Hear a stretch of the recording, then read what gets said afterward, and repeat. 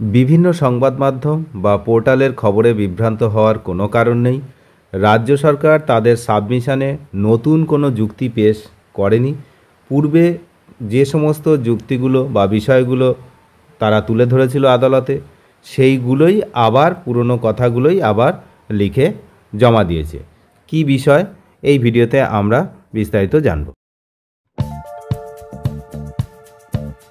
আপনারা জানেন, ডিএ মামলার শুনানি শেষ হওয়ার পর রাজ্য সরকারকে তাদের লিখিত বক্তব্য জমা দেওয়ার সময় দেওয়া হয়েছিল সুপ্রিম কোর্টের পক্ষ থেকে 2 সপ্তাহ।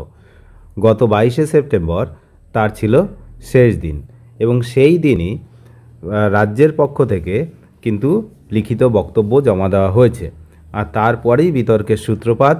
তার কারণ বিভিন্ন সংবাদ মাধ্যম বিভিন্ন রকম খবর, বিভ্রান্তকর খবর কিন্তু তারপরে ছড়াচ্ছে কি না রাজ্য সরকার জিতে গেছে বা এরকম কিছু।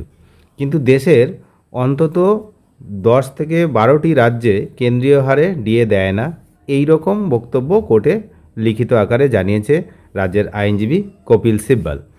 এবং আরও যে সমস্ত জানিয়েছে যে এই যে ডিএটা দেওয়া বাধ্যতামূলক নয়, তারপরে এটা রাজ্য সরকার তাদের সময় মতো দেবে, মানে যে কথাগুলো আগেই অনেকবার আদালতে তুলেছিলেন রাজ্য সরকারের আইনজীবীরা, ঠিক একই জিনিস কিন্তু আবারও লিখিত আকারে জমা দেওয়া হলো।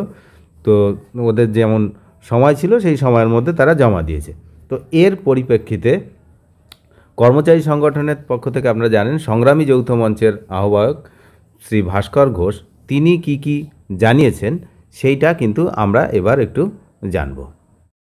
ভাস্করবাবু জানিয়েছেন যে রাজ্য সরকার তাদের 2 সপ্তাহ সময়ের মধ্যে তাদের লিখিত বক্তব্য জমা দিয়েছেন এবং আমাদেরও 1 সপ্তাহ সময় রয়েছে।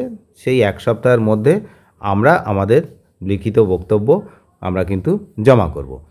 এবং তিনি আরও জানান যে রাজ্য সরকার তাদের যে সমস্ত লিখিত যুক্তি একত্রিত করে একটি চূড়ান্ত সাবমিশন দেওয়ার জন্য যে 2 সপ্তাহ সময় দিয়েছিল, তো সেই সময়সীমা শেষের দিনে অর্থাৎ 22শে সেপ্টেম্বর রাজ্যের আইনজীবী কপিল সিব্বল সেই নথি জমা দিয়েছেন।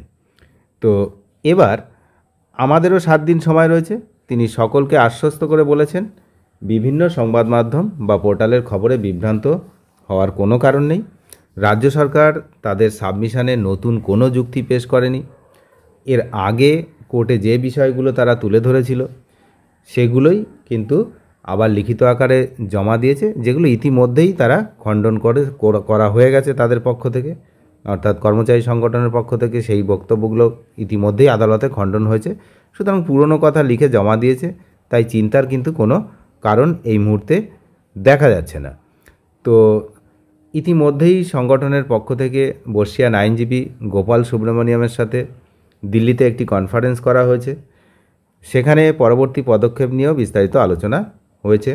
কর্মচারী সংগঠনের পক্ষ থেকে 2টি ভিন্ন রিটেন নোট অফ সাবমিশন বা লিখিত জবাব তৈরি করে রাখা হয়েছে এর আগে থেকেই, এবং তার মধ্যে একটি ইতিমধ্যেই শুনানির শেষ দিনে জমা দেওয়া হয়েছিল, আরও একটি বাকি রয়েছে। তো রাজ্য সরকারের জমা দেওয়া নথি পর্যালোচনা করে 7 দিনের মধ্যে আবার তার যথোপযুক্ত জবাব সুপ্রিম কোর্টে জমা দেওয়া হবে। এ নিয়ে চিন্তার কোনো কারণ নেই। আর প্রতিটি যুক্তি, সরকার পক্ষের যে যুক্তি, সেই যুক্তি খণ্ডন করার জন্য আমাদের আইনজীবীরাও কিন্তু তৈরি আছেন।